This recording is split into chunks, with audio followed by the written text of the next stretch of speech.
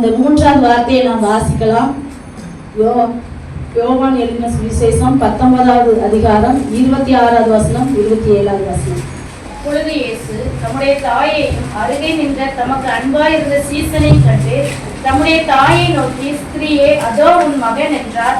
பின்பு அந்த சீசனை நோக்கி, அதோ உன் தாய் என்றார். அந்நேரம் முதல் அந்த சீசன் அவளை தன்னிடமாய் ஏற்றுக்கொண்டார். அல்லேலூயா. இந்த வார்த்தையை நல்லா கவனிச்சு பாருங்க. தேவன் அந்த இடத்துல அவர் சந்தோஷமா இருந்த நேரமாவது இல்ல, சிலுவையில பாடுபட்டு அவர் அடிக்கப்பட்டு அவர் நொறுக்கப்பட்டு நம்முடைய அக்கிரமங்களை எல்லாம் அவர் மேல் சுமந்து பாவங்களை எல்லாம் சுமந்து அவர் இந்த வேளையில அவர் ஒரு நிர்கதியா நின்றார். பிதாவும் நானும் ஒன்றா இருக்கிறோம். எப்ப சொன்னாலும் அப்படிதான் சொல்றாரு, நானும் பிதாவும் என்ன செய்யறோம், ஒன்றா இருக்கிறோம். நான் தனியா இல்ல, என்னுடைய சாட்சி எழுது, எனக்கு பிதா இருக்கிறார் எனக்கு சாட்சி கொடுக்க. அவர் என்னைய பார்த்துட்டு இருக்காரு, அவர் சொல்றதா நான் செய்யறேன், நானே எதுவும் சுயமா செய்யல, இப்படிதான் சொல்லிட்டு இருந்தாரு. நம்முடைய பாவம் என்ன செஞ்சது தெரியுமா? பிதாவையும் அவரையும் நம்மை விட்டு பிரித்தது. அப்படிதான் நம்ம செஞ்சோம். நம்முடைய பாவங்கள் அப்படிதான் இருந்துச்சு. நீங்க பாவம் யாருக்கும் செய்யலையோ? இல்ல, நான் நிறைய பாவம் இருந்திருக்கேன். ஏன்னா எல்லாருமே பாவம் செய்தவர்களாய் தேவ மகிமை அற்றவர்களாய் தான் இருந்தோம். அப்படித்தானே? பாவம்னா பெரிய பெரிய பாவம் அப்படின்னு இல்ல, சின்னதும் பாவம் தான். போய் சொன்னாலும் பாவம் தான். அப்படித்தானே? இல்லையா? எல்லாரும் ஒரு மாதிரி வித்தியாசமா பாக்குறீங்க, எனக்கே ஒரு மாதிரி இருக்குது. அதனால எல்லா பாவங்களையும் மன்னிக்க தான் இயேசு கிறிஸ்து வந்தாரு. நான் பாவம் செய்யலன்னு ஒரு மனுஷன் சொன்னா அவன் யாராம்? பொய்யன் சொல்லிடு. அவன் பொய்யன். ஏன்னா பாவம் செய்யாத மனுஷனே உலகத்துல இல்ல. ஸ்ரீ வயிற்றுல பார்த்து எல்லாருமே என்ன செஞ்சிருக்கோம்? பாவம் செய்து தேவ மகிமை அற்றவர்களாக என்ன செஞ்சிருக்கோம்? மாறி இருக்கோம். இந்த பாவம் செய்யறதுனால நம்ம என்ன பண்ண தெரியுமா? ஒரு நல்ல ஒரு பெரிய ஒரு காரியம் செஞ்சோம். பிதாவையும் குமாரனையும் நம்ம பிரித்து விட்டோம். அந்த பாக்கியம் நமக்கு உண்டு. அப்படிப்பட்டதான ஒரு நல்லவர்கள் நம்ம. அவர் என்ன எப்பவும் ஒன்றா இருந்த அந்த பிதாவை விட்டே நம்ம குமாரனை பிரிச்சு நம்ம எப்படிப்பட்ட பாவியா இருப்போம். அந்த பாவத்துல இருந்து கூட ஆண்டவர் நமக்கு என்ன செஞ்சாரு? அப்படிப்பட்ட வேலையில நமக்காக சிலுவையிலே பரிந்து பேசினார். இங்க பார்க்கும்போது அவர் சொல்றாரு, எவ்வளவோ துன்பத்தின் மத்தியில இருந்தா கூட அவருடைய கடமைகளை அவர் என்ன செஞ்சாராம்? சரியாக செய்தார். என்ன கடமை செஞ்சாருன்னா, தன்னுடைய தாயை என்ன செஞ்சாரு? அவர் பார்த்தாரு. சிலுவையில அவர் எல்லாவற்றையும் பார்த்துட்டு தான் இருந்தாரு. அவரால் முடியல. சிலுவையில அடிக்கப்பட்ட பொழுது அந்த ரத்தங்கள் எல்லாம் அவருடைய வேர்வை துளியாக ரத்தங்கள் எல்லாம் என்ன செஞ்சிச்சு? சிந்தப்பட்டுட்டு அவருக்கு பேசக்கூட அவரால் முடியல. ஆனா அந்த டைம்ல கூட அவர் பாக்குறாரு, எதிர்த்தாப்புல தன்னுடைய தாய் நின்று அழுகிறத என்ன செஞ்சாரு? அவர் பாக்குறாரு. அவரால் அதை என்ன செய்ய முடியல, சகிக்க முடியல. தன்னுடைய வேதனைகளை கூட அவர் என்ன செய்யல, பொருட்படுத்தல. தன்னை பெற்று சுமந்த என்ன இந்த உலகத்துக்கு கொண்டு வந்த தாய் என்ன செஞ்சாரு? நினைச்சு பார்த்து அந்த வேலையில அவர் என்ன செய்யறாரு? அவர் இந்த வார்த்தையை சொல்றாரு, அதோ உன் தாய் அப்படின்னு சொல்லி, ஸ்திரீயே அதோ உன் மகன் அப்படின்னு சொல்லி என்ன சொல்றாரு. ஏன் அந்த நேரத்துல அவர் சொல்லணும்? அவருக்கு அவங்களுக்கு தம்பி தங்கச்சிலாம் நிறைய இருந்ததான் நமக்கு பைபிள்ல சொல்லப்பட்டிருக்குது. யோசே, சீமோன் அப்படிலாம் பேர் போட்டிருக்குது. இயேசுக்கு சகோதரர்கள் நிறைய இருந்தாங்க தானே. அவங்களுக்கு அக்கா தங்கச்சிலாம் நிறைய இருந்ததா தான் நினைச்சிருக்கு. ஏன்னா அவங்க சொல்லும்போது சொல்றாங்க, அவனோட உடன் பிறந்தவங்க நம்ம கூட இருக்காங்கல்ல அப்படின்னு சொல்லி வேதத்துல நமக்கு நினைச்சு சில ஆதாரங்கள் இருக்குது. அப்ப ஏன் இவர் அப்படி கவலைப்பட்டு இந்த அம்மா ஏன் அந்த இன்னொரு சீசன்ட்ட ஒப்படைக்கணும்? ஏன் நம்ம அதை என்னைக்காவது நீங்க சிந்திச்சு பார்த்துருக்கீங்களா?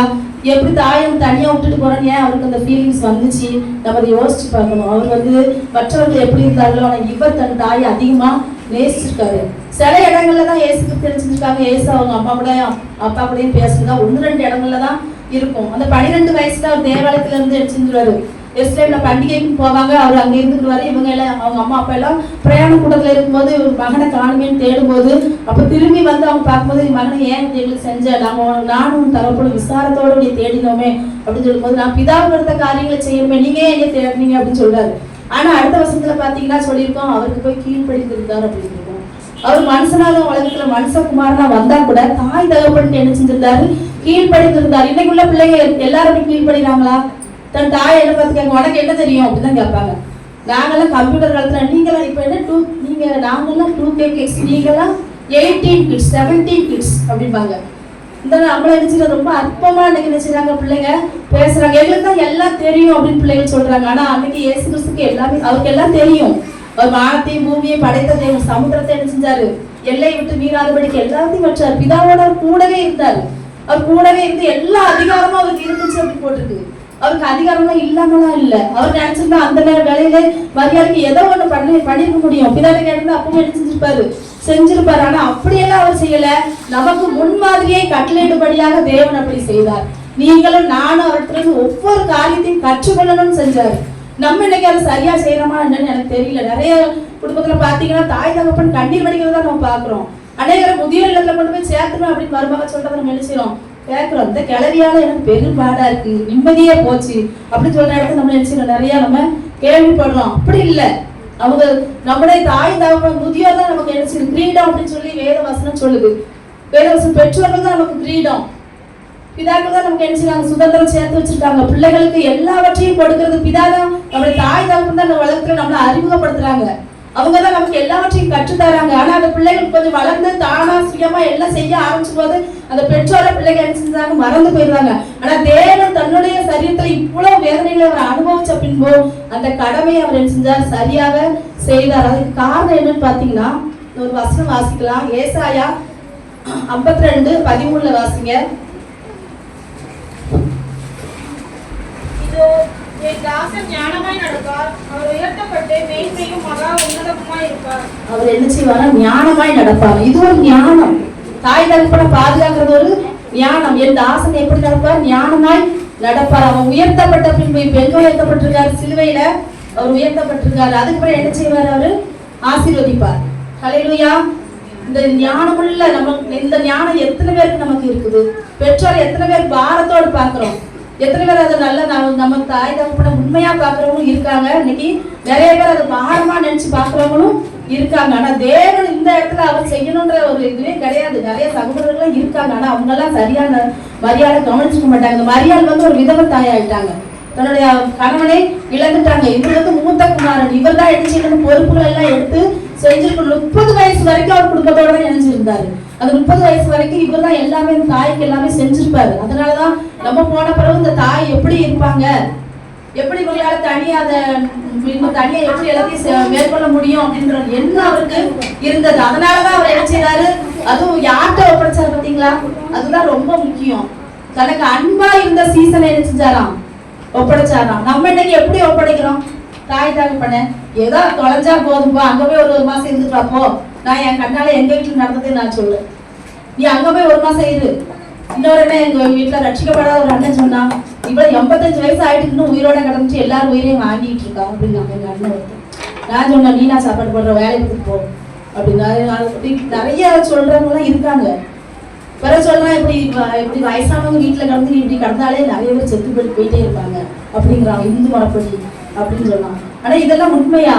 வேதம் என்ன சொல்லுது, பிதாக்கள் நமக்கு இருந்தாதான் அவங்க எழுச்சிப்பாங்க. எங்க அம்மா ஜெபிச்சுட்டே இருப்பாங்க, ரொம்ப வருஷமா ஜெபம் பண்ணிட்டே இருப்பாங்க, எப்ப பார்த்தாலும் ஜெபம் பண்ணுவாங்க, வேதம் வாசிப்பாங்க. ஆனா இந்த ரட்சிக்கப்படாதவங்களுக்கு அது தெரியாது இல்ல. ஒரு வாரம் கூட தன்னுடைய வீட்டுல கொண்டு போய் அந்த அண்ணன் வைக்க மாட்டான், ஆனா அவங்க பேசுறது பேசும். அந்த மாதிரி இன்னைக்கு நிறைய பேர் வீட்டுல அப்படிதான் இருக்காங்க, தன்னுடைய தாயும் தகப்பனை எழுச்சியது இல்ல, கவனிக்கிறதே இல்லை. அவங்களுக்கு சாப்பாடு போடுறத பாரமா நினைக்கிறாங்க. எத்தனை தாய் தான் சாப்பிடாம இருந்து தன் குழந்தைய வளர்த்துருப்பாங்க. எல்லாருமே தாய்களை தாயும் தகப்பனுமா தான் இருக்கீங்க. எல்லாருமே நீங்க எப்படி எல்லாம் பாடுபட்டு நீங்க எப்படி வளர்த்துருப்பீங்க உங்க பிள்ளைகளை. நீங்க படிக்காட்டினா கூட நினைச்சுன்னு நினைப்பீங்க உங்க பிள்ளைகளை. உயர்ந்த இடத்துல எப்படியாவது படிக்க வச்ச பிள்ளைங்க எப்படியாவது நினைச்சிருந்துடணும். உங்களுக்கு ஒண்ணுமே இல்லாம இருந்தா கூட நீங்க என்ன நினைப்பீங்க, என்ன மாதிரியான பிள்ளை இருக்க கூடாது. இப்படி நினைக்கிற ஒரே ஜீவன் தாய் தகப்பன் மட்டும்தான். ஹல்லேலூயா. நீங்க அதை யோசிச்சு பார்த்துருக்கீங்களா? இன்னைக்கு தாய் தகப்பனை யாருமே அற்பமா எண்ணாதீங்க. ஒரு வசனம் சொல்லுது, எபேசியர் 6ஆம் அதிகாரம் 1ஆம் வசனத்திலிருந்து வாசிங்க. பிள்ளைகளே, உங்கள் பெற்றோருக்கு கர்த்தருக்குள் கீழ்ப்படியுங்கள், இது நியாயம். பாருங்க, பிள்ளைகளே உங்கள் பெற்றோருக்கு கர்த்தருக்குள் கீழ்ப்படியுங்கள், இது என்னதான்? அப்ப இது நியாயமா? இதுதான் நியாயம் சொல்லி தேவன் சொல்றாரு. அநியாயம் இருக்குதானே? இதுதான் நியாயம். பெற்றோருக்கு கீழ்ப்படிறதா எது நியாயம். அப்ப கீழ்ப்படியலைன்னா அநியாயம். அப்ப நம்ம என்ன நியாயத்தை செய்யறோமா அநியாயத்தை செய்யறோமா? நம்மளே நாம என்ன செய்வோம், நிதானம் தெரியும். யாரையும் நம்ம சொல்ல வேண்டாம். நம்மளே நாம என்ன செய்வோம், நிதானம் தெரிந்தால் நாம் நியாயம் தீர்க்கப்படும். அப்படிதான் வேதவசனம் சொல்லுது. இன்னைக்கு பெற்றோர்கள் நம்ம செய்ய வேண்டிய கடமைகளை நம்ம சரியா செய்தா நம்ம யாரு? நியாயத்தின்படி நடக்கிற பிள்ளைகள். அடுத்த வசனம் வாசிங்க. உண்டாயிருப்பதற்கும் பூமியிலே உன் வாழ்நாள் நீடித்திருப்பதற்கும் உன் தகப்பனையும் உன் தாயையும் கனம் பண்ணுவாயாக என்பதே வாக்குத்தத்தம் உள்ள முதலாம் கற்பனையா இருக்கிறது. ஆமா, பைபிள்ல நிறைய கற்பனைகள் இருக்கு. அப்படிதானே? எத்தனை கற்பனைகள் இருக்குது? எத்தனை கட்டளை ஆண்டவர் மோசே மூலமா கொடுத்தாரு? 10 கட்டளைகள் ஆண்டவர் கொடுத்தாரு. அதுல ஒரு கட்டளை இருக்குது, உன் தகப்பனையும் தாயையும் கனம் பண்ணுவாய். யாத்திராகமம் 20:12 வாசிங்க வேகமா. அந்த வசனத்திலேயே ஆண்டவர் பெற்றோர் என்ன செய்ய சொல்றாரு? கனம் பண்ண சொல்றாரு. கனம்னா என்னங்க? மரியாதை அவங்களுக்கு கொடுக்கணும். அவங்களே வார்த்தைகள் நம்ம என்ன செய்யணும்? கேட்கணும். கேட்கறோமா? எந்த ஒரு காரியத்தை செஞ்சாலும் நம்ம அவங்கள்ட்ட போய் டிஸ்கஸ் பண்றோமா? நான் இப்படி செய்ய போறேன்ப்பா, ஏமா நான் அப்படி செய்யலான் இருக்கேன், இந்த மாதிரி ஒரு காரியத்தை பண்ணலான் இருக்கேன், இதுக்கு நீங்க என்ன சொல்றீங்க, உங்க ஒப்பீனியனை நீங்க சொல்லுங்க, என்னைக்காவது நம்ம போய் கேட்கறோமா? நீங்க அப்படி கேட்டீங்கன்னா உங்களுடைய காரியங்கள் எல்லாவற்றையும் தேவன் ஆசீர்வாதமாய் மாற்றுவார். அப்படித்தானே? ஆமென். கர்த்தர் நிச்சயம் எடுத்து அதை ஆசீர்வதிப்பாரு. உன் வாழ்நாள் நீடித்திருப்பதற்கும் தாய் தகப்பனை கனம் பண்ணுகிறாரு. இன்னைக்கு நம்முடைய வாழ்நாள் யாருமே குறைஞ்ச காலம் வாழணும்னு யாருமே ஆசைப்படுறது இல்லை. எல்லாருமே ரொம்ப வருஷம் இருக்கணும். என்னதான் கஷ்டப்பட்டாலும் இந்த உலகத்துல நம்ம நினைச்சிடும் 1000 வருஷம் இருக்கிற மாதிரி நம்ம நினைச்சிடும். நம்ம சேர்த்து வைக்கிறோம், எல்லாம் பண்றோம். அப்படித்தானே? யாராவது நம்ம அப்பா வயசே செத்துருன்னு நினைக்காங்களா? அப்படின்னு நினைக்கிற நீங்க எல்லாம் சாக மாட்டீங்க. நீங்க எல்லாம் ரொம்ப வருஷம் ஆண்டவருக்கு ஒரு பிரயோஜனமான பாக்குறக்கா. அதனால உங்களெல்லாம் அப்படி விட மாட்டாரு. அப்படி நம்ம நினைக்கிறோமா? இல்ல, எல்லாருக்குமே மனசுல என்ன இருக்கணும்? நான் வாழணும், நல்லா வாழணும் அப்படின்னு ஒரு ஆசைகள் இருக்கும் இல்லையா? இப்ப ஆண்டவர் சொல்றாரு, நீ நல்லா இருக்கணும்னா நீண்ட நாட்கள் நீ வாழ்ந்துட்டா என்ன செய்யும்? தகப்பனையும் தாயையும் கனம் பண்ணு அப்படிங்கிறாரு. அடுத்த வசனம் வாசிங்க. உன் தேவனாகிய கர்த்தர் உனக்கு கொடுக்கிற தேசத்திலே உன் நாட்கள் நீடித்திருப்பதற்கு உன் தகப்பனையும் உன் தாயையும் கனம் பண்ணுவாய். நீங்களும் உங்கள் பிள்ளைகளை கோபப்படுத்தாமல். இல்ல இந்த வசனம் தான். தகப்பனையும் தாயை நம்ம என்ன செய்யணும்? கனமன். அவர்தான் இங்க இயேசு கிறிஸ்து என்ன செஞ்சார்? சிலுவையில அவர் உயிர் போகிற நிலையில கூட அவர் என்ன செஞ்சாரு. அவர் ஒப்படைச்ச காரியத்தை பாத்தீங்களா? அவருடைய பெற்றோர் என்ன செய்யணும்? நம்ம கவனித்துக் கொள்ளணும். நீதிமொழிகள் 23:22 வாசிங்க. உன்னை பெற்ற தகப்பனுக்கு செவிகொடு, உன் தாய் வயது சென்றவளாகும் போது அவளை அசட்டை பண்ணாது. பாத்தீங்களா? உன்னை பெற்ற தகப்பனுக்கு என்ன செய்வது? செவிகொடு. இன்னைக்கு நிறைய பேருக்கு கேட்கறதுக்கு இஷ்டமே கிடையாது. அவங்க கிட்ட பேசுறதுக்கு அவங்களுக்கு விருப்பமே கிடையாது. பெற்றோரை பார்த்தாலே அவங்க என்ன செய்யறாங்க? ஒதுக்கி வச்சிருக்காங்க. இவங்க என்ன சொல்ல போற? இவங்களுக்கு என்ன தெரிய போகுது? இவங்க எல்லாம் பழைய காலத்து ஆட்கள் அப்படிம்பாங்க. எந்த ஒரு விஷயத்துல நினைச்சுவாங்க அவங்க கிட்ட போய் எடுத்து போய் கேட்கறது நம்மளாதான் முடிவு எடுக்கணும். எல்லா முடிவும் நம்ம தான் எடுக்கணும் அப்படின்னு இன்னைக்கு எல்லாருடைய இதயத்துல அந்த எண்ணங்கள் தான் இருக்குது. நான் சம்பாதிக்கிறேன், நான் தான் முடிவு பண்ணணும், இந்த வீட்டுல நான் தான் என்ன குடும்ப தலைவன் அப்படின்ற ஒரு எண்ணம் எல்லாருக்குள்ளயும் வருது. ஆனா தயவு செய்து அந்த எண்ணத்தை மாத்திக்கோங்க. ஆண்டவர் உங்க வாழ்நாட்களை நீடித்துக்கிறதுக்கும் நீங்க தேசத்துல சுகமா வாழ்றதுக்கும் கர்த்தர் சொல்ற கட்டளை இதுதான பிரதான கட்டளை. உங்க தகப்பனையும் தாயும் கனம் பண்ணு. குறிப்பா வயதான பெற்றோர்களை என்ன செய்யணுமா? உங்க தாய் வயது சென்றாலும் போது அவங்களை அசட்டை பண்ணாதீங்க. தயவு செய்து நினைச்சீங்க. இது தேவன் சொன்ன வார்த்தை. அசட்டை பண்ணாதீங்க. உங்களுக்கு பெற்றோர் இன்னைக்கு எனக்கு அம்மா அப்பா இல்ல. நிறைய பேருக்கு அம்மா அப்பா இருப்பாங்க. நிறைய பேர் விருப்பப்பட்டு ஆசைப்பட்டு அம்மா அப்பாவும் செய்யணும்னு நினைக்கிறவங்களுக்கு அம்மா அப்பா என்ன செய்ய மாட்டாங்க? இருக்க மாட்டாங்க. ஆனா இருக்கிறவங்களுக்கு அந்த அருமை தெரியாது. உங்க தாய் தகப்பன் தான் அவங்களை என்ன செஞ்சாங்க? இந்த உலகத்துக்கு உங்களுக்கு எல்லா நன்மை தேவைகளையும் சொல்லி கொடுத்தது அவங்கதான். பெற்றோரை காத்து கொள்ளணும். லேவியராகமம் 19:3 வாசிங்க.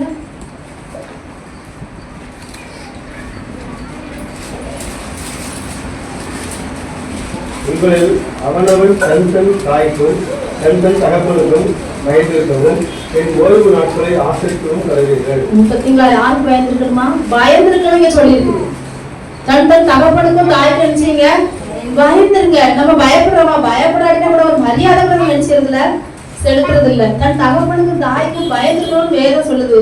எத்தனை பேர் பயந்துருக்கீங்க சொல்லுங்க. அவங்க சொல்ற காரியத்தை குறிச்சு நம்ம பயந்துருக்கோமா? அன்னைக்கு படிக்க போற பிள்ளைங்க, வாலிப பிள்ளைங்க, இந்த ஸ்கூல்ல நடந்து பாக்குற பிள்ளைகள் எல்லாம் பாத்தீங்கன்னா அப்படியே வயிறுலாம் எரியுது. அந்த மாதிரி நடக்கிறாங்க. தாய் தகப்பன் எவ்வளவு கஷ்டப்பட்டு அந்த பிள்ளைகளுக்காக கூலி வேலை செஞ்சு இந்த பிள்ளைகளை அனுப்பி விடுறாங்க. பார்த்தா நல்லா ரிச்சா ட்ரெஸ் பண்ணியிருக்காங்க. ஆனா செய்யறது பூரா அநியாயமான காரியங்கள். கண்ணால பார்க்க முடியுது. ரோட்ல பாத்தீங்களா? ஸ்கூல் டைம்ல கண்ணால பார்த்துட்டு வேதனையா இருக்கு. ஒன்னும் சொல்ல முடியல, செய்யவும் முடியல. பெற்றோர் அவங்க கண்ணு தெரியாம இந்த மாதிரி செஞ்சுட்டு இருக்காங்க. தகப்பன் தாய்க்கு பயப்படுறது இல்லை. பயமில்லாத காரியங்கள். இது என்னத்தை மட்டும் போய் முடிக்கும்? தன் தாய்க்கு அதை அவமானத்தை கொண்டு சேர்க்கும். நாளைக்கு அந்த பிள்ளை கெட்டு போனாலும் என்ன சொல்லுவாங்க? அவங்க தகப்பன் தாய் வளர்த்ததுதான் சரியில்லைப்பாங்க. அந்த தாய் தகப்பன் பார்க்க முடியாது. இவங்களை அவங்க வேலைக்கு போக வேண்டிய கட்டாயம். இந்த பிள்ளைகள் சாப்பிடணும், இந்த பிள்ளைகள் படிக்கணும், நல்ல ட்ரெஸ் கொடுத்தணும்ன்றங்காண்டி அவங்க என்ன செய்யறாங்க? வேலைக்கு போயிடுறாங்க. அந்த பிள்ளைகளானது என்ன செய்யறதில்ல, உணரதே இல்லை. கண்டிப்பா பிள்ளைகள், வாலிப பிள்ளைகள் என்ன செய்யணும்? தயவு செய்து உங்க தாய் தகப்பன் சொல்றது கேளுங்க. அவங்க அதை கேட்டீங்கன்னா தான் உங்க வாழ்க்கையில என்ன செய்ய முடியும்? முன்னேற முடியும். நம்ம வந்து எப்படினாலும் நம்ம வாழலாம் அப்படின்னு வாழக்கூடாது. வாழ்க்கை இதுதான். கர்த்தர் இந்த கட்டளைக்கு தான் நம்மளை கொண்டு வந்திருக்கிறாரு.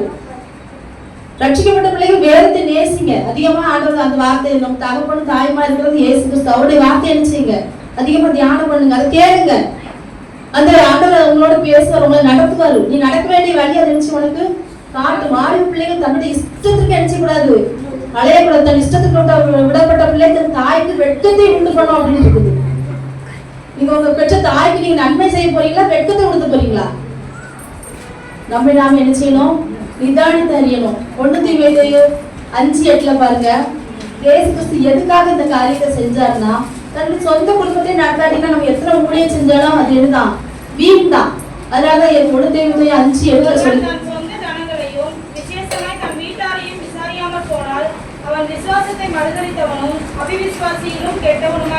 பாத்தீங்களா, அந்த வசனம் என்ன சொல்லுது பாத்தீங்களா? சொந்த குடும்பத்தை நம்ம என்ன முதலாவது விசாரிச்சு நினைச்சணும், நடத்தணும்.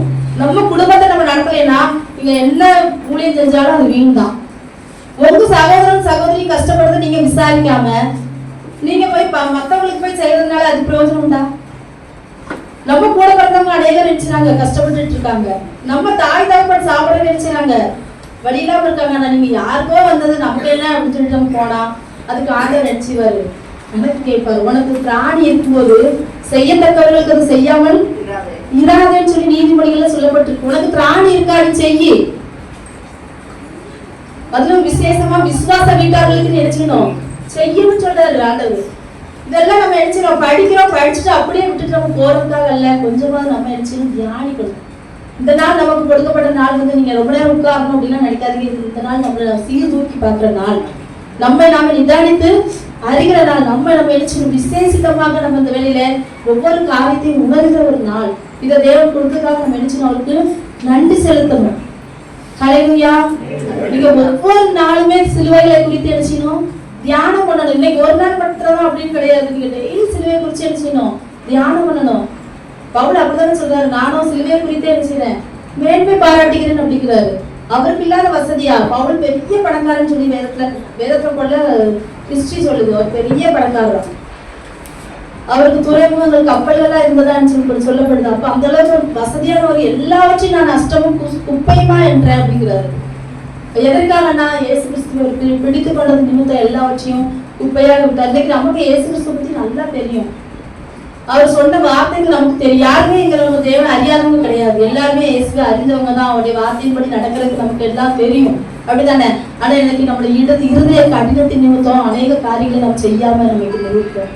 நிறைய அப்படி இருக்கிறவங்க எல்லாம் நிறைய தன் தாய் தகப்பன் நினைச்சுறாங்க, பாக்குறாங்க, சிலர் நினைச்சுறாங்க, அவங்கள பாரமா நினைக்கிறாங்க. அப்படிப்பட்ட காரியங்களை தேவன் அருவருக்கிறார். தன் தகப்பனையும் தாயும் தான் கனம் பண்ண அவர் நினைச்சாரு, நேசிக்கிறார். அவர் ஒப்படைச்சது பாத்தீங்கன்னா நல்ல ஒரு அன்பான சீசன்ட்ட ஒப்படைத்தாரு பாருங்க. அந்த சீசனை குறிச்சு ஏற்கனவே போட்டிருக்கு. அவர் மிகவும் இயேசுகிட்ட அன்பா இருந்தார். ஹல்லேலூயா. அவர் இயேசுவின் மார்பிலே சாய்ந்திருந்த சீசன். அவர் பண்டி ஒரு சாப்பிட வேலையில கூட அவர் எடுத்துட்டாரு. இயேசு கிறிஸ்துவை காட்டி கொடுக்க போற யூதாஸ் காரியத்தை பத்தி பேதுரு கேட்க சொல்றாரு. ஒருவன் என்ன நினைச்சுமா காட்டி கொடுப்பான், உங்களையும் ஒருவன் தான் அப்படின்னு சொல்லும்போது இந்த பேதுரு சைகை காட்டுறாரு, கேளு கேளு, யாரும் கேளு, நமக்கு அந்த குணம் உண்டு தானே, போய் கேளு. ஒரு மார்பில சாஞ்சிட்டு இருக்காரு இயேசு கிட்ட, ஏன் கேளு கேளு, யாரும் கேளு, ஏன்னா எல்லாருக்கும் தெரியும், உன்னோட பண்ட வச்சுக்கிறேன், யாரு சொல்றாருன்னு கேளு.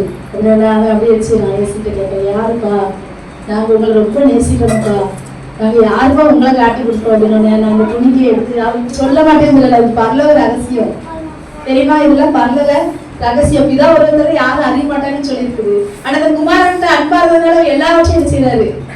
ஏன் தெரியுமா சொல்றாரு? அவர் நம்ம சிநேகிதன் சொல்றாரு. சிநேகிதன் நம்ம ஏதாவது மறைப்போமா? மறைக்க மாட்டோம். அதனால அவர் சிநேகிதனா என்ன செஞ்சாரு? யோவான பார்த்ததுனால அவர் கேட்டவனே சொல்லிட்டாரு, இந்த துண்டை வந்து இந்த அப்ப துண்டை யாரு கொடுக்கணும், அவன் தான் அப்படின்னு சொல்றாரு. பைபிள்ல இருக்குது. சொன்னோடனே அவன் வாங்கிட்டப்போ யோவானுமே தெரிஞ்சுக்குது. இப்ப யூதாஸ் காரியத்தை என்ன செய்ய போறான், ஏதோ செய்ய போறான். மற்ற சீசர்களுக்கெல்லாம் தெரியாது, ஆனா யூதாஸ் காரியத்தை இதை செய்ய போறான்னு யோவானுக்கு தெரியும். இப்படி ரகசியங்களை கூட அந்த யோவானுக்கு அவர் மறைக்க விரும்பல. ஏன்னா அவர் ரொம்ப அதிகமா செஞ்சான், இயேசுவை நேசிக்கிற ஒரு குணம் உள்ளவர். அது மாத்திரம் இல்லாம இந்த யோவானுடைய குணம் எப்படின்னா, 12 சீசர்கள்ல யாராவது இயேசு சிலுவையில் அடிக்கும்போது பக்கத்துல இருந்தாங்களா? யாராவது இருந்தாங்களா? பேதுரு வந்தாரு, முன்னாடியே வந்தாரு, முற்றத்துல வந்தாரு. முற்றத்துல ஒரு வேலை சொன்ன நீ இயேசுவோடு இருந்தவங்க ஐயோ நான் இல்ல, என்ன செஞ்சான்? பயம். தன்னையே அடிச்சிருவாங்க சிலுவையில. நான் எதுக்கு அவர் சொல்லணும்? ஆனா அதுக்கு முன்னாடி வரைக்கும் அவர் என்ன வீரவசனம் பேசினாரு? நம்ம மறுச்சாலும் நிச்சயம் உம்மோடதான் இருப்போம், நான் உங்களதான் வருவேன், நான் என் தலையை என் காலை மட்டும் கழுவாதீங்க, என் தலையும் சேர்த்து கழுவுங்க. அவரு எப்பவுமே பேசுற அப்படின்னு அறிவு பெருசா சொல்றாரு, நான் உங்க கூடவே இருப்பேன், எல்லாம் பண்ணுவேன், அப்படியே அதிகமா ஜம்பம் பேசினாரு. ஆனா எங்க வந்தாரு? வேலைக்காரிகளை பார்த்தே வாங்கி ஓடிட்டாரு. பக்கத்துல நிக்கல, அந்த இடத்த விட்டு ஓடிப்பாரு நினைக்கிறேன். அப்புறம் போய் நெருப்புல போய் அண்ணல் காஞ்சிட்டு இருக்கும்போது அப்பவும் ஒருத்தி வந்து அவனுடைய பேச்சு தெரியுது, இயேசுவோட தான் இருந்தேன். அப்ப என்ன பண்ணானா? சபிக்கவும் சத்தியம் பண்ணவும் தொடங்கினானா. நம்ம எப்ப சத்தியம் பண்ணுவோம்? எப்ப சபிப்போம்? ரொம்ப கோபத்துல யாராவது நம்மளை நினைச்சிட்டு மனம் அடிவாக்குனா, நம்மளை வேதனைப்படுத்தி நம்ம செய்யாத தப்ப யாராவது சொன்ன உடனே நமக்கு என்ன வரும்? கோபம் வரும். சத்தியம் பண்ணுவோம், நீ நல்லாவே இருக்க மாட்டேன் அப்படின்னு சொல்ல நினைச்சுவாங்க, சொல்லுவாங்க. அதுல என்னன்னா ஒரு இருதயத்துல ஒரு பாரத்தோட கூட சொல்ற வேலை. ஆனா இவரு அப்படி ஒரு பாரம் இயேசு கிறிஸ்து கொடுத்தாரா? ஆனா இவர் என்ன பண்ணாரு? சபிக்கவும் சத்தியம் பண்ணவும் தொடங்கினாரு இருக்கு. வீரவசனம் பேசினவங்க ஓடிட்டாங்க. தோமா என்ன செய்வாரு? சந்தேகப்படுவாரு எடுத்தாலும். அதனால அவர்கிட்ட என்ன செய்ய தன் தாய ஒப்பு கொடுக்கல. இடிமுழக்க மக்கள் இருந்தாங்க, அவங்ககிட்ட என்ன செய்யல அவரு ஒப்பு கொடுக்கல. இப்படி நிறைய பேர் இருந்தாங்க. ஆனா இயேசு கிறிஸ்து செலக்ட் பண்ணி யோவான் தான் எனக்கு சரியான நம்முடைய தாய்க்கு அவன் தான் நல்ல ஒரு மகனா, எனக்கு எடுத்து இவன் தான் நல்ல ஒரு மகனா இருப்பான் அப்படின்னு சொல்லி அவர் என்ன செஞ்சாரு? ஒப்படைச்சாரு. இந்த மரியாதைக்கு வந்து எல்லாமே தெரியும். தன்னுடைய மகன் பிறந்த விதம், அவர் எப்படி இருப்பாரு, அனைவருடைய பாவங்களுக்காக மதிப்பா தீர்க்கதரிசிகளா நிறைய வந்து என்ன செஞ்சாங்க சொன்னாங்க. அதுல ஒரு தீர்க்கதரிசி கூட என்ன செய்யறாரு? சொல்றாரு, இவன் உன்னுடைய ஆத்மாவே ஒரு பட்டை என்ன செய்யும்? உருகி போகும் அப்படின்னு சொல்லி ஒரு வசனம் இருக்கு. வசனம் லூக்கா 2:35 வாசிங்க.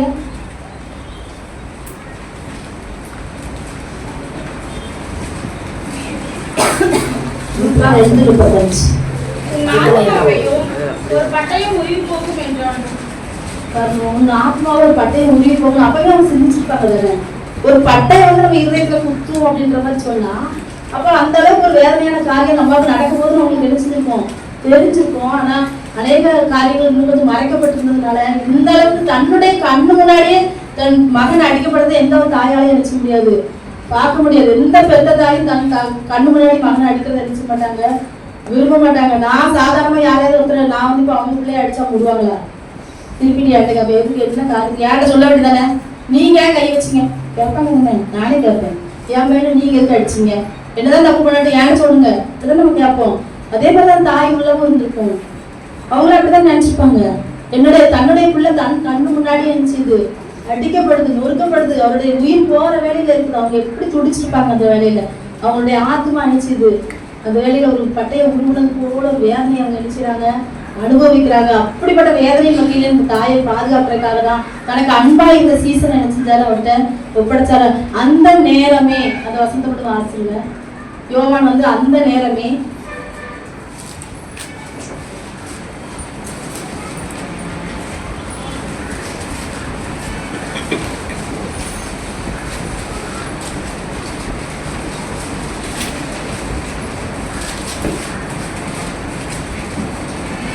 நேரம் முதல் அந்த சீசன் அவனை தன்னிடமாய் ஏற்றுக்கொண்டான். உடனே ஏற்றுக்கொண்டார். அவர் மறுதளிக்கல. என்னடா இவர் வந்து நம்மகிட்ட பொறுப்பை கொடுத்தாருன்னு அவர் எதுவுமே யோசிக்கல. அந்நேரமே அவர் நினைச்சிட்டாரு, தன்னுடைய தாயை நினைச்சிட்டாரு. அந்த இயேசு கிறிஸ்துவின் தாயை தன்னுடைய தாயாக நினைச்சிட்டாரு, சேர்த்து கொண்டாரு. இன்னைக்கு நம்மளும் அப்படிதான். சில காரியங்கள்ல உடனே நம்ம நினைச்சிடணும், தேவன் நம்ம கட்டளையிட்டாருன்னா உடனே நம்ம நினைச்சிடணும். ஏற்றுக்கொள்கிற மனப்பான்மை நமக்கு இருக்கணும். சிலுவையில் அவர் பட்ட பாடுகளை மட்டும் ஒரு சில காரியத்தை நான் சொல்லிட்டு முடிக்க விரும்புகிறேன். இயேசு கிறிஸ்து நடந்து வரும்போது 3 முறை தடுமாறி நினைச்சிருந்தார். சிலுவையில சுமந்து வரும்போது கீழே விழுந்தார். 17 மணி நேரம் அவர் தண்ணி இல்லாமல் நினைச்சிருந்தாரு, அவதிப்பட்டிருக்காரு. நைட்ல இருந்து அவர் நினைச்சில தண்ணி குடிக்கல. 17 மணி நேரம் ஒரு மனுஷன் தண்ணி குடிக்காம நினைச்சிருக்காரு. அவருக்கு தண்ணி கூட கொடுக்காம, அவர் விசாரங்கிற பேர்ல விடிய விடிய அவர் தூங்க விடாம அவரை அடிச்சு அவர் தெருவில் போட்டு நினைச்சாங்க, இழுத்து கொண்டு வந்தாங்க. அவருடைய சரீரத்துல 5480 காயங்கள் காணப்பட்டதாம்.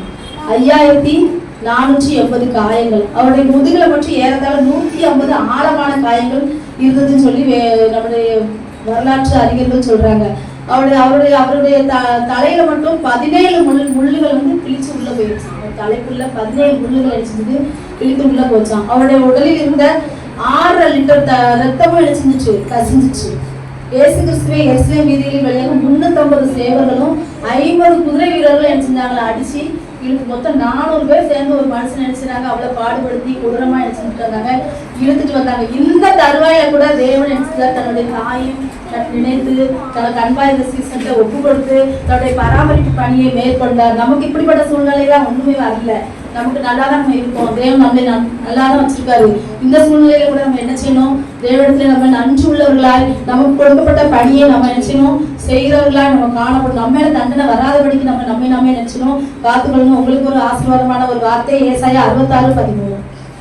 ஒருவனை அவன் தாய் தேற்றுவது போல நான் உங்களை தேற்றுவேன், நீங்கள் எருசலேமிலே தேற்றப்படுவீர்கள். ஹல்லேலூயா. ஒருவனை அவன் தாய் தேற்றுவது போல நாங்களே நினைச்சீங்க தேற்றுவேன் தேவன் உங்களுக்கு சொல்லியிருக்கா. அந்த தேவன் தாமே உங்களை தேற்றி ஆசீர்வதித்தார்.